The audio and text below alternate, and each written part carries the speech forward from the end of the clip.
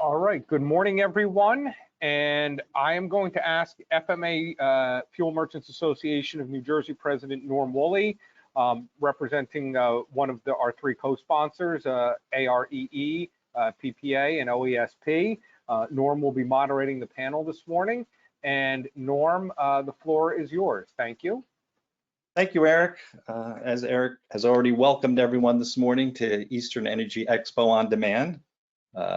You're lucky enough to have me today. I should be traveling to Florida with my family, but since we can't do that on demand, I'm lucky enough to be able to moderate this morning, since we can't do Disney online. But I'm very excited today. We have, as you all know, the State of the Union payments. Our two speakers today are Marcy Gagnon, who is Vice President of the Strategic Alliance for QualPay. And she has been in the payments industry for over 15 years with a concentration in energy space.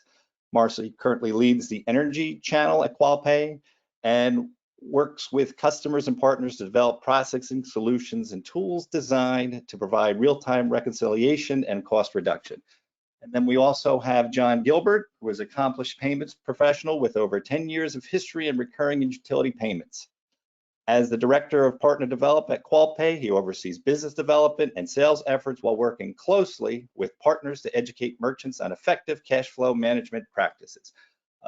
I certainly am very interested in today's presentations as a dealer that's been taking more and more credit card payments as we all deal with contactless nature of everything. Today we're going to both have John and Marcy are going to go into different things as far as the utility rates. Something that I didn't know that they'll certainly go into a little bit more, that over 85% of the card acceptance, we're not making money off that. So I'm interested to see how we can do better with those different methods.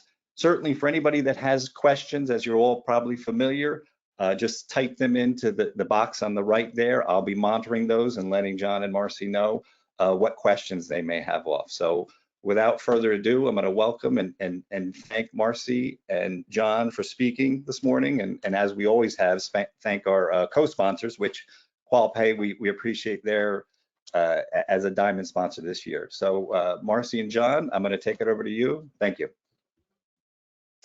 Thanks so much, Norm, and hi everyone, and thanks everyone for participating in Eastern Energy Expo today and spending a little bit of your day with Woolley and QualPay to chat about payments. As Norm mentioned, we'll be taking questions, so if you do have one, feel free to navigate over to the right-hand side and submit one into the chat hand, and we'll be monitoring that, and we'll go ahead and answer those questions at the end of the presentation.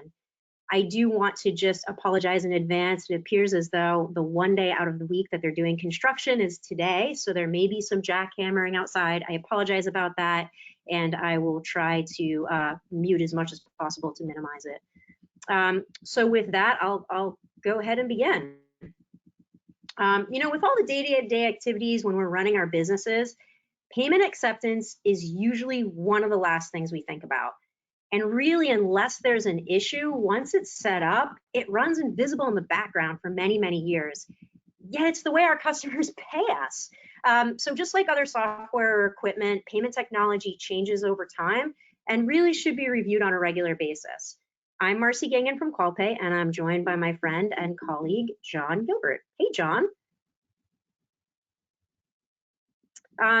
So today we're going to discuss what makes payments different for energy marketers, why it costs so much to accept credit cards, insulate our businesses from some of the most expensive rate increases that are going to hit the industry within the next year. While the bulk of the discussion today is really going to focus on home heating, there's also some updates to automated fuel dispensers. So we're briefly going to touch upon that as well. And if you do have any questions about that, please include those at the end so we can address those. So it's always good, really. Pardon me one moment, John. Okay, John was muted, and when you were speaking, he was on self-mute, so he's unmuted. Oh, perfect. Okay. Okay, so it's always good to have a little bit of a refresher. So I think that we'll spend a little bit of time, not too much, but kind of going over the history to how we got to where we are today with energy payments.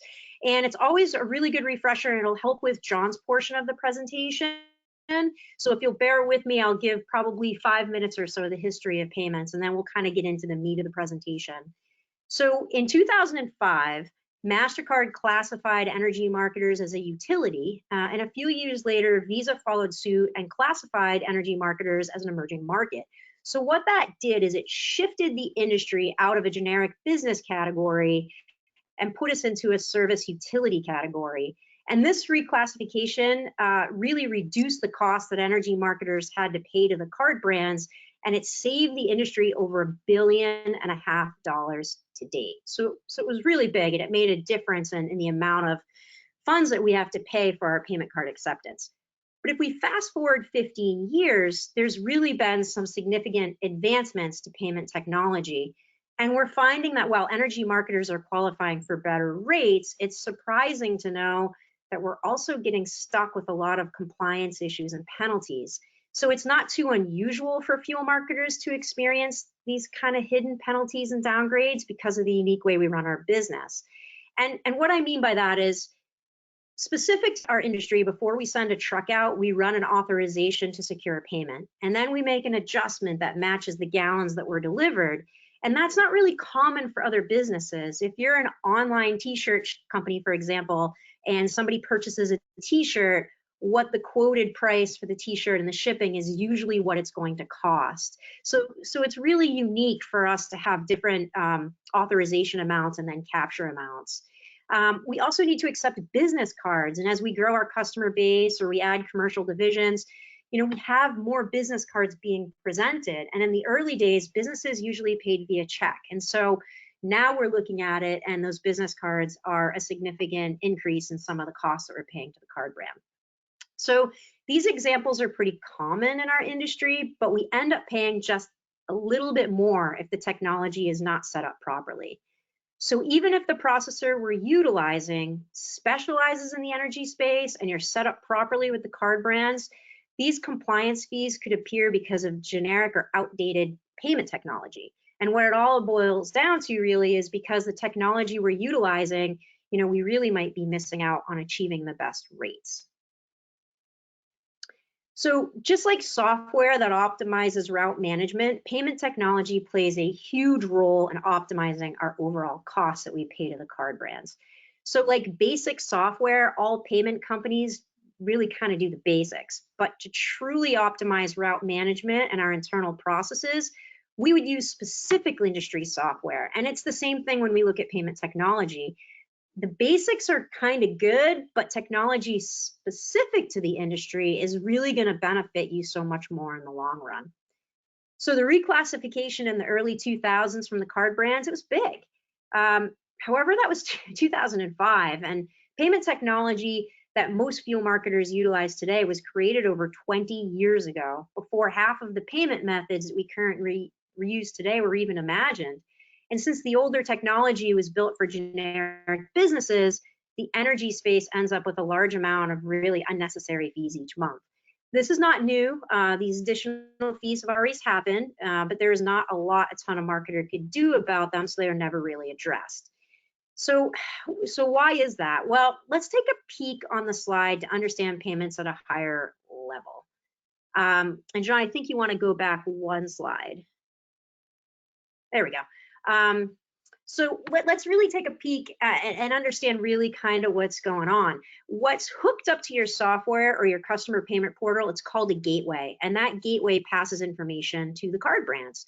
For instance, making sure that the customer has enough money on their card to make a purchase or transmit data in a secure manner, and it manages payment vaults for recurring billing.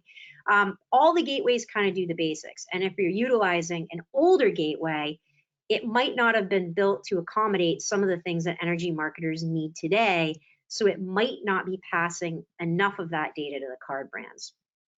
So because of this on certain types of cards, the card brands are missing some of the data they need, and therefore they reclassify you for a more expensive rate. And you can see in the example on the gateway on the left-hand side, not all of the information actually makes it to the card brands on the right. And when we think of the cards we're accepting, we kind of mostly think of just the four major types: Visa, MasterCard, American Express, and Discover, which we're showing on the screen here. But really within each of those brands, there are hundreds of card types. There's rewards and purchasing and business cards and so forth, and they each have their own rate associated. So when the card brands receive the data from the gateway, they match it against each card type. And it's kind of like a checklist of things needed to put it into the best rate bucket. And if they don't have the right information, they'll still accept it and you can process the transaction, but it's really going to classify you in a more expensive rate bucket and it's going to cost you more money. So the challenge with this is, again, there's not a lot we can do. This classification happens at the card brand level. And your payment processing partner really just passes that cost on to you. They don't make more money in profit. This data is mostly passed through a third-party gateway. And some gateways do a great job passing it correctly from the software and back out to the card brands. And some are just unable. And some of the others really kind of attempt to correct the data through add-ons. But those add-ons might charge additional basis points through the through surcharges. So it really kind of negates the benefit of passing the correct data in the first place. And John's going to chat a little bit more about this, but for surcharges in general, if you have someone that's charging you 50 basis points or 25 basis points on the surcharge to be able to correct that data, but the difference in the card brand cost might not be 50 basis points, then you might be overpaying at the surcharge level. So there's lots of things to really think about when you're looking at technology. And it's kind of one of those things when we're talking about gateways that most gateways in the energy space have these challenges because they were invented for generic business types, kind of like that t-shirt company I chatted about, or folks that are selling collectibles. They're really just generic businesses and not specific. So energy marketers are such a small segment that of those businesses that it doesn't make sense to make major updates to accommodate at the gateway level. They really just make their money on the transaction cost. So if you add up all those 5% transactions, that's kind of where the gateway makes their money. So there's no financial incentive to update the technology to really be able to help energy marketers eliminate, some of these compliance issues. So that's the state of the union where most people fit right now. Most marketers in the industry are utilizing older gateways that allow to pass, the two business codes that qualify for both MasterCard and Visa. And again, that is huge. That is the number one thing you want to make sure your company is able to pass and that you're qualifying for. But again, that's just the basics. That happened in 2005. So the good news is that there are a lot of options out there for updated payment technology. And it's not only going to save you fees, but also provide some tools to manage your cash flow, more effectively. So as I mentioned earlier, in 2005, energy marketers needed the basics. So the basics at the time would be card acceptance, recurring billing, and providing a receipt, which makes sense. If you think about 15 years ago, most customers were still paying via check. And so those were really the basic payment needs at the time. But if you fast forward to 2020, now we can take online orders, we can run pre-auths and still qualify for utility rates. We can update expired credit cards and customize processes to, work with software. And also we can hook up to tank monitors to predict when to make a delivery and how much product to deliver. So there's really some neat things that we can do now with modern technology that wasn't considered when folks went into this space and had these payment gateways integrated into their services. So again, that's where we are right now. John is going to take a deeper dive into what these compliance fees are and how to isolate ourselves from some of the most expensive. And I'm going to join back up at the end of the presentation to answer any questions that folks might have. So I'm going to hand it over to John, and I'm going to mute that jackhammer again. I apologize for the noise in the background. John? Thanks, Marcy. So we just heard about modern technology, data, card types, templating transactions, and so forth. But what does that mean? What I'm going to try and do is provide some context, and most specifically, which I think a lot of you are interested about, is how this really affects your bottom line. And we're going to go into some merchant statements here, so we can show you how having this technology can make a difference, and also what really makes up your credit card statements. So if you really think about payments, securing the best rates comes down to three possible things. There's the correct industry classification, which Marcy was talking about. 15 years ago, Visa and MasterCard specifically made exceptions to this industry where they gave special rates on transactions made by fuel marketers in this industry. So instead of paying that generic 2 or 3% per card type, and we can go into some of this a little bit later, you're just going to get, if for example, on a MasterCard transaction, would just be a 65-cent one-time fee for that transaction. So instead of paying on a $400 tank that you're filling and paying $12 or paying $4, you're going to be paying 65 cents. So that's like saying, even if you went to your generic bank down the street and they just gave you the interchange plus pricing structure where they're just passing along fees that they're getting charged from Visa and MasterCard. If you signed up for these rates and they didn't even mark up anything at all, you would be paying a lot more than working with one of the companies that can do utility pricing, because they are configuring your account with the correct industry classification so that you get special rates. It takes software to do this, and this is why most of you are using a software or payment provider that helps you with this. You're configuring your account to a specific industry and you're reaping the rewards. And as Marcy mentioned, it saved this industry billions of dollars. So you would not sign up, if you're a fuel marketer, for a payment company that can't use these, that can't do utility pricing or the the pre-authorizations and so forth. And a lot of these gateways were built to do this, but there's actually this next piece right here called interchange optimization is a new kind of data standard that can also affect your rates as well. So if you can think of the configuration, setting up your account so that you're getting these special rates, the interchange optimization is for special rates in card types that fall outside of the utility pricing. So many of you over the last 15 years, or even 15 years ago, you were probably taking, when you were delivering to businesses, you were probably accepting a check. That's how a lot of businesses used to operate. Now businesses have fleet cards. You know, every single truck has their own credit card, or you're delivering to a business and so forth. They're using their purchasing cards. These purchasing cards are actually considered a little bit more risky from the car brands, so they charge more for them, and they actually have a higher data standard, which puts you in a couple different categories. And so, as Marcy was saying, if you're not set up with the right kind of payment gateway that can template transactions to pass this specific type of data saying, this is the business card transactions, here's this and this information, you're going to get charged a different rate. So it's just like 15 years ago, if you went to your generic bank and signed up for a credit card processing account, the same way, if you're not using this new technology, you're going to be getting surcharge on these fees, and you're not paying the processor any more money. You're not paying your bank any more money. You're just paying a different rate to the card brands because you're not sending enough information. And one of the analogies I like to think of is, let's say you bought a TransPass or an Easy Pass, or whatever the toll software is that you use on your car, right?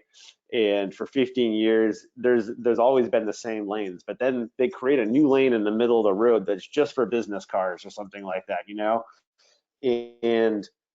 But if you're going through this card, you actually need a different kind of piece to go on your dash, because there's new technology and there's a new criteria for receiving this information. So if you're using your old toll thing, you'd actually be getting charged a higher rate than this newer software. And I'll show you a real example and some statements in a second. And the third way that you can secure your best rates is by negotiating fair processor rates, right? So some ways you can do that is lowering the basis points markup of your from your processor. It's eliminating third-party gateway fees, working with a provider that's a gateway provider in addition to a merchant account provider, so you're not getting doubled fees, for authorizations and so forth. You can actually eliminate a lot of these fees by working with particular types of companies. But the card brand costs, again, like what you're actually paying on a given transaction, most of this is going to Visa, MasterCard, and Discover. So 10% is actually going to the processor. So as you can imagine, the processor markup means a little or a lot less than the card brand markup for the reasons I said before. It's the card brand cost. It's getting into that right lane, using the right software, templating your transactions a certain way. That's really going to save you the money. And this is my favorite part of the presentation and the breakdown right now. So this is just a typical statement right here. On the left, you have your processor cost, okay? That's like authorization fees. You may have a monthly PCI fee, gateway fees, authorization fees, batch fees. These are the additional card types or costs that can come in for the processor, okay? And again, you can lower these costs by working with the provider that's also a gateway. But look, so we're seeing here $327 essentially in these other fees and out of this cost, but the card brand fees are $1,500. That's 5 times more cost you're actually paying to the card brand than you are to the processor, okay? So we're gonna break down a couple of these fees, and I'm going to show you a little bit of an example of what the pricing would look like if you're configured correctly versus if you're not configured correctly. And so this is something that we do called an interchange audit. Well, we'll ask for a merchant statements and we'll take all the card types that they're accepting. And I'm not talking about Visa, MasterCard, and Discover. By card type, I'm talking about MasterCard Business Merit 1, Visa Rewards, Tier 2, and so forth. There's hundreds of different card types that fall into these categories, and making sure you're in the right lane is very important for your bottom line. So let's look at an example right now. Again, not optimizing this interchange can be very costly.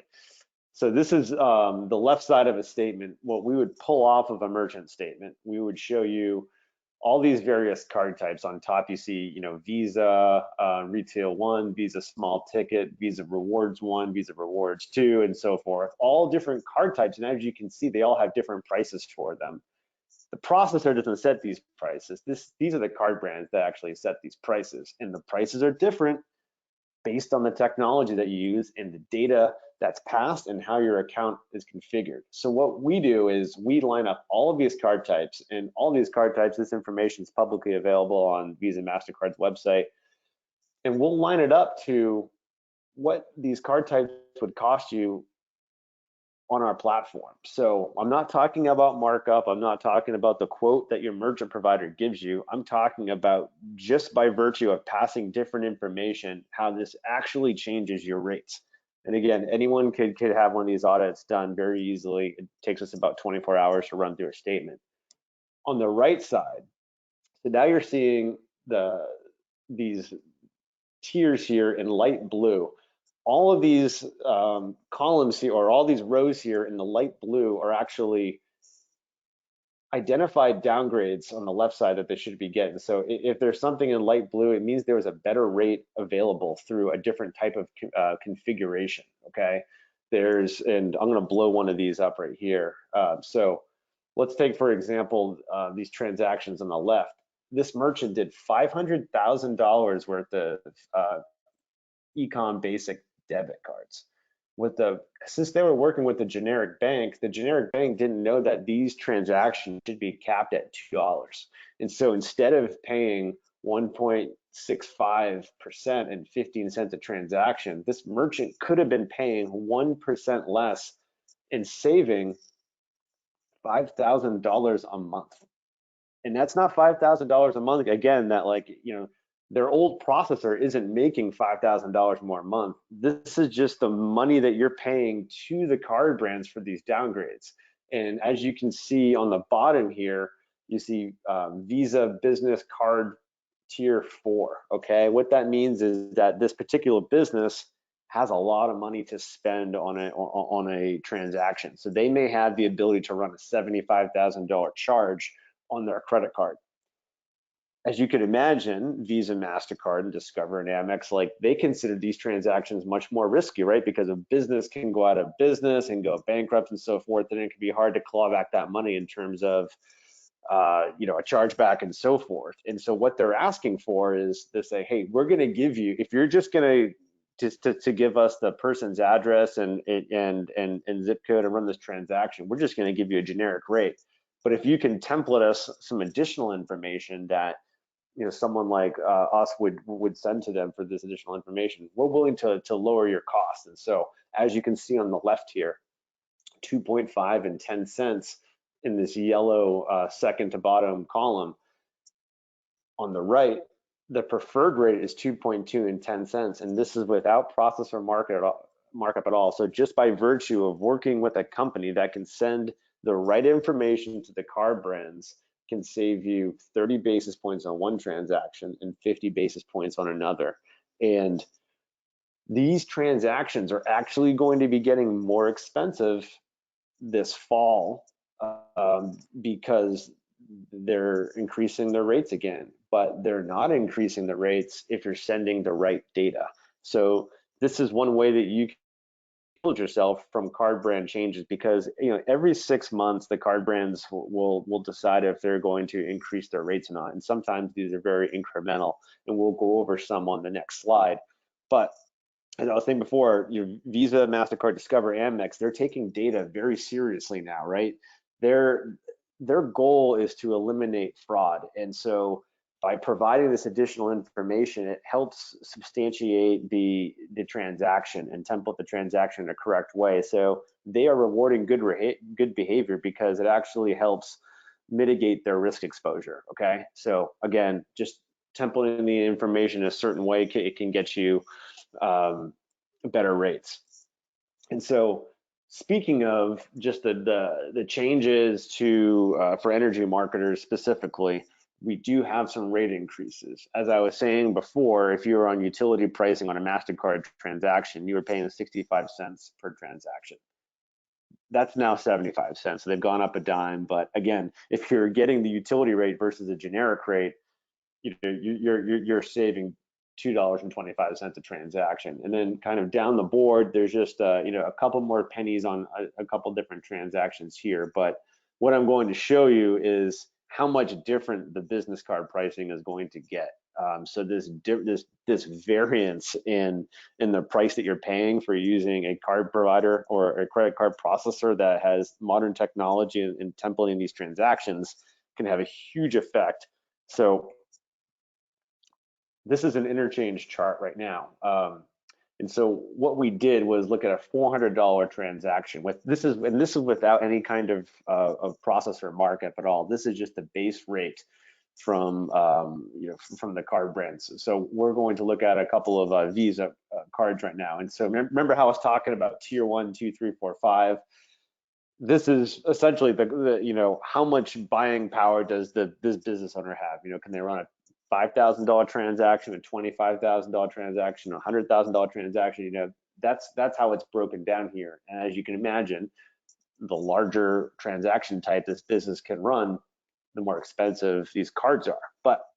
And so again, if you're using these older NMI or authorized.net gateways and so forth, which are great if you have a t-shirt business, if you're accepting business cards, your rate is actually going to be instead of this rate, so what you're going to be getting here is this 2.65 and 10 cents in this red, and the 2.8, 2.85, 2.95, 3%.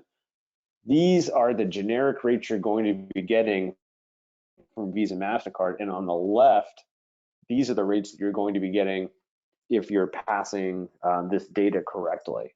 So 75 basis points per transaction you're going to be saving. That's $3 every single time that you fill someone's tank up for a $400 transaction. Every $400 you're spending, you're saving $3 if you're using this right technology. And this adds up very quickly, as I was saying, to the extent where even if some processors were giving away these business cards for free, that is to say that they're not marking them up at all and not charging any gateway fees, you'd still be paying a lot less if you're using a up-to-date provider that can pass this information correctly, because 75 basis points is a lot of money. And I'm going to jump back to Marcy just to talk about this change in coming up for pumps for C-stores. Absolutely, thanks, John. So Back in 2016, there was a deadline set for automated fuel pumps to be EMV compliant, and that was in October of 2017. They actually extended that out to 2017. They extended it again until October of 2020, which would be in a couple of months. And because of COVID, they actually made that deadline a little further out. So an update for folks that have pumps that are thinking about updating the EMV side of things, you do have a 6-month leeway to be able to get those pumps in compliance. The one thing I want to caution you with is don't wait too long if you haven't made those upgrades yet. And the reason for that is it could take 10 to 12 weeks really to update those pumps with the the Euro, MasterCard, and Visa method. That's the chip and pin technology. It's really great to do it on the pumps because once pumps are seeing this technology in there, they are seeing a reduction of fraud at about 80% once things are installed. So you really do want to start the process going. The challenge and why folks have waited so long, and I completely understand, is that it's not just switching out a desktop terminal. Sometimes you have to cut into the concrete. Sometimes you have to buy brand new pumps altogether. And the average to do a retrofit kit is about $5,000. And to replace the pump altogether for 3 of them, it could be about $150,000. So there is some cost associated and there is some time in planning. So make sure that if you haven't made the switch to EMV, that you are aware that it's been extended for another 6 months, but keep in mind that it is a lengthy process. It's about 3 months to get something upgraded. So if that is on your to-do list, take this time as a opportunity to be able to get them compliant by the April deadline. And that's it. I know we threw out a lot of information there, a lot of words, a lot of terms, and so forth.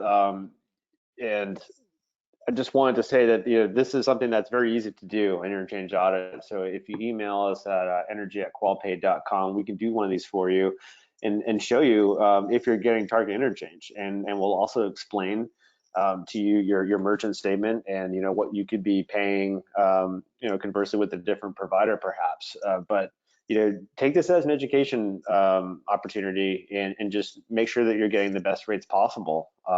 And it can really mean a lot to your bottom line. But also, lastly, just wanted to really thank all the sponsors here, and thanks for the opportunity to present. And I'll open it up for some questions. And actually, the excitement of having, sorry, Norm, the excitement of having a live presentation is that I just got a text message asking a question. So if it's okay with you, Norm, maybe I could just address that one first. Okay, perfect. So John, could you go up a couple of the slides? Sure. Go to the rate increase slide. This seems to be the question that we get most often. Down one, yep. So in this slide, you can see that it looks like there's a ton of changes for fuel marketers, and reality is these are just the ones that are going to affect fuel marketers, but there's changes across the board. And last year, there was one minor change, and it was on MasterCard, and it went from a 45-cent debit to a 65-cent non-regulated debit. And we sort of screamed it from the rooftops because it's the first time that there's been any changes for about 10 years, other than dues and assessments on the card brand fees for fuel marketers. And we kind of saw it as them dipping their toe in the water to have some more changes come out. And lo and behold, when we got the new schedule, there are all of these changes. But when we really kind of break them down a little bit, I know that it can be really anxiety driven to sort of look at all these changes. So I wanted to kind of break them down and spend just a little bit of time based off of the text that I just got to kind of chat about them. So the first 3 are MasterCard. So MasterCard, they had a division of 65 cents and 75 cents on their cards, and it's a flat rate program. What they've done is they've taken the 3 cards that were still in the 65-cent bucket, just for credit, not debit, and they've combined them to 75 cents. So those 3 are across the board, and it is an increase on MasterCard. Any change is going to affect fuel marketers, but with that being said, MasterCard, Discover, they're still going to be your less expensive card, and they're still going to be your go-to, that and debit cards. So although it is a change, they're really just putting those last 3 cards into compliance with all of the others. The next one is a card assessment. It's really small. It's on Discover. That one's across the board. The Discover integrity fee, here's where we get into the fees where the crux of the presentation sort of comes together. If you're not utilizing updated payment technology, some of these are going to affect you. And if you are able to use updated payment technology, they're going to be a non-issue. So for instance, this integrity fee, if you're passing the correct data, that fee goes away and is a non-issue for you. The next 3 as well, removal of card not present, tiers 1 through 4, in addition of product number 5. Again, as John mentioned in the presentation, if you're able to pass the correct data to the card brand, you no longer have to worry about these new product tiers coming into play, and you could save 75 basis points. Think of 75 basis points. When we go back and forth and we start talking about rates and you compare the rates processors and you're fighting over maybe a couple of basis points, well, this is 75 for a business card, so it's really big, and you can isolate yourself from those. The addition of the tier 5, again, that's another one that can be isolated from. And then down here, purchasing corporate fuel level 2. Well, this one you can isolate yourself from as well, and the reason is because a purchasing card is a level 3 card. So if it's going through and it's only qualifying as a level 2 card, you're going to see some increase in that, whereas if you're passing it correctly as a level 3 card, there'll be a reduced fee on it. So those are ones that you can kind of really eliminate yourself from not having to worry about, and it'll save you a lot of money. The next are credit verification requests. That is an increase across the board. It's a small increase, but it is still one to think about. And then the next one is a verification, again, across the board. It's really small, but that is there. The next one is the breakout of authorizations and reversals. This is already on your statement. It's just being located in another section. So it might appear to be a change or an increase, but that one's a non-issue. You'll just see it in a different area on your bill. And the last one really is an international verifications request. This one is a pretty big one. It's 3 cents to 7 cents. But I wanted to mention it because we do have some customers along the Canadian border, and they do accept some international cards. But for the bulk of the industry, you're not accepting a lot of international cards. So that one should be a non-issue for you as well. So, well, I appreciate the question, and I know it looked like there was a lot of changes. Really, you can isolate yourself from some of the largest changes. So what I would recommend to do is to contact your processor. There's lots of us out there in the space, and everybody does something just a little bit different, but reach out to them and ask them if they could review these fees with you, and perhaps start off by doing an audit, and then ask them if you could be isolated from some of these costs. So that's a good place to start. In reality, there's a couple of big changes, but again, with updated payment technology, you can really remove yourself from some of those big changes. So thank you for the question, and thanks, Norm, for letting me jump in there. No problem. We have a couple more questions here. I think John may have alluded to it, that the rates were going up into the fall, but is there, someone asked, how often does that happen? Can it happen anytime? Is it yearly, annually for the rates? It generally happens twice a year, in April and October. And so a lot of these rates that Marcy was talking about were supposed to go into effect in April, but they're going to be going into effect in October just because of COVID. The card brands decided not to raise any fees. So twice a year, you should always get an update from your processor and your statement when these happen. They're generally very small, except for, with the exception of this year, the penalties for not providing that information for the business cards is going to be a little costly, if you don't have that technology. But for the most part, these fees are pretty innocuous. With the exception of this year.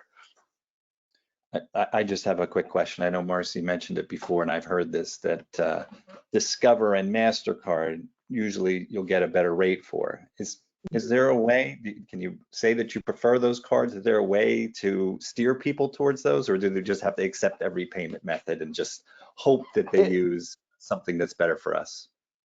Yeah, technically. Sorry, John, I'll start and you can follow up, because we're probably going to say the exact same thing. if you're accepting cards, typically you're supposed to accept all cards. However, you can run some campaigns. You can do a make the switch campaign, which we've been very successful at, where you can kind of promote MasterCard and a Discover over others. The interesting one that folks kind of find surprising is that Amex also has a services rate. And in some cases, even though Amex is a little bit more expensive, if you're not passing the correct technology and you're going against, a tier 4 Visa card against an Amex that's set up properly, Amex might be a little less expensive. So, check to make sure that you're qualifying for those best rates. But yeah, you can run some campaigns. You can't blatantly pick folks that are using one card over the other, but you can send a generic campaign out. You can also do things on your website. So if you're working with someone in the industry, we work with several portal companies where you can do some tricks of the industry, where when the drop down comes for what type of card they want to use, you could say MasterCard was the very first one, or if someone's calling to make a payment, you could say, would you like to put that on your MasterCard? So there's certain things you could do. You can't force folks to do it, but again, they are going to be your least expensive cards, and they are cards that we all want to push as fuel marketers. Okay, thank you. And there was one other one here you may have touched on. Oh, go ahead, John. You have something to follow up? Go ahead. Yeah, well, I just wanted to follow up to Marcy's response on the card types. It also kind of depends on your your ticket size. If you're refilling $20 propane canisters, it doesn't matter as much. For a $400 transaction, the MasterCard is going to be that flat 65 cents, or post October it will be flat 75 cents. So that's an incredible rate. If you're if you're doing a Visa card for that same transaction, generally if you're getting the utility rate, or the emerging market rate is what Visa calls for 3% plus 15 cents, I believe. And so yeah, if you're running a $400 transaction, the weight of those basis points certainly will make it pay a little bit more. But also at times, a lot of Visa cards are also federally regulated debit cards, which can be very inexpensive too. So that's kind of why it's important to get an audit, so you can see for yourself how the rate of each card is affecting you, because we'll be able to say, this is what you spent on this card type, and there may be 178 card types we'll talk about, and this is your base rate, and this is what what you're getting, and this is what you could be getting if you did this and this differently. So that's kind of what the configuration's doing. It's making sure that you're getting that best rate for these different types of card types. And so it's just a way of setting up your account in order to get these and to pass that right data. Yep. Okay. There was just one other question here you may have touched on as well. It's just in regards to the business cards, and a little bit more about the surcharges and how if you're getting the best rates. I mean, besides an audit, is it something that we can look at the statement, or? You could. So generally, when you're looking at it, depends on your processor. Some processors will show you exactly what that base rate is, and some of them will kind of add them up on a different column. And so it can be a bit tricky, but you can absolutely backwards calculate this at times. But so generally, you're looking for that T1, T2, 3, 4, 5 on the card type, and these are the rates. So there is certainly a way to do this. And so if you're not getting basically like that 1.9 and 10 cents for the majority of your business cards, you're probably not doing it right. But again, it's something that can be very easily done by an audit. And sometimes with audits, we'll find that you may pass the business card transactions, but we'll go back over here, for these retail debits, the software should have capped the charge at $2 as opposed to just whatever the transaction size was. So there are a couple of little things you can do here, but yeah, and if somebody wanted to contact us and didn't want to do an audit and just wanted some advice on how to find these rates, happy to do that as well. Absolutely. And just another little tip of the trade here for folks as we're talking about the State of the Union on payments. It's true, if you look under these categories, you can kind of see what rates you're getting charged. And Visa and MasterCard both publish their rates. So all processors have the exact same rates. So you can search and you can look, or you can contact your processor and have them do that for you. But one of the things is, if you are seeing that you're getting the correct rate on business cards, sometimes, as I mentioned earlier in the presentation, there's a surcharge. They use a third-party add-on to charge you for it. And so what you're doing is, what you're looking for in that statement is, sometimes it's called a third-party interchange service, or it's called a commercial card interchange service. You would find that on your statement. And then you can go back. So you can see that maybe underneath the level 2 and 3 cards, or level 2 cards, you're getting, you know, the best rate possible. But then when you go back into the surcharge, we're finding $300 or $400 worth of surcharge fees. And then in that case, it's not really doing you a good service to take it off of one area and put it in another area of the bill. So those are some things to really kind of as well. And again, you know, a lot of folks think the first thing to do is to look at basis points, and that's the end all be all. But really, you know, the best 3 things that you can do is to make sure you're getting utility pricing with both Visa, you know, Visa and MasterCard. MasterCard's also Discover, so you'll get those 3 cards. Check in about American Express. The second thing is always updated payment technology. And again, it's because of these surcharges that are adding these small little fees that folks might not know about.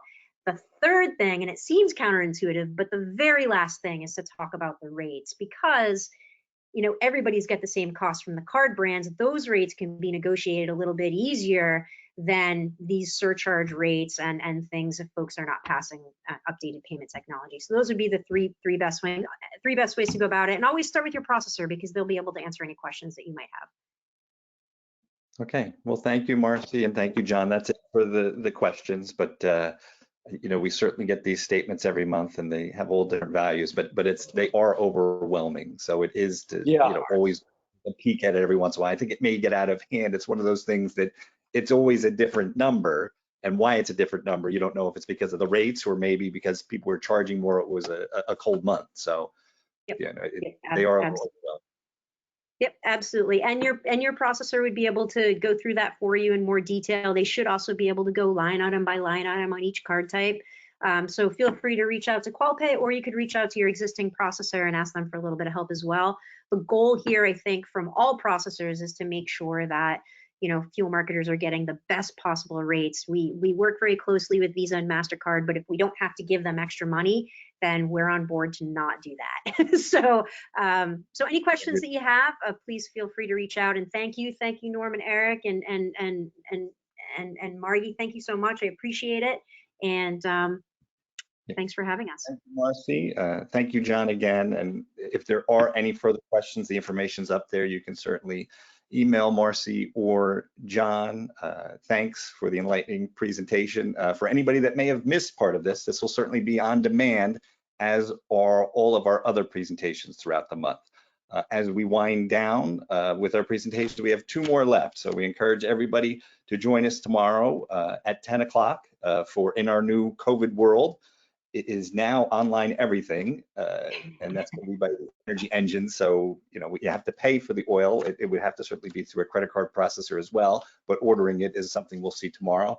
And then our last presentation on Monday, the 31st, is COVID-19 and K-factors, what oil and propane marketers need to do now. So we would encourage everyone to join us tomorrow and Monday as we wrap everything up. And for anyone that has missed any of the presentations so far, please just log right on and to the on-demand. So thank you, everyone. Enjoy the rest of your day. And thank you again, Marcy and John, for the presentation today. Thanks so much. Thank you. Welcome.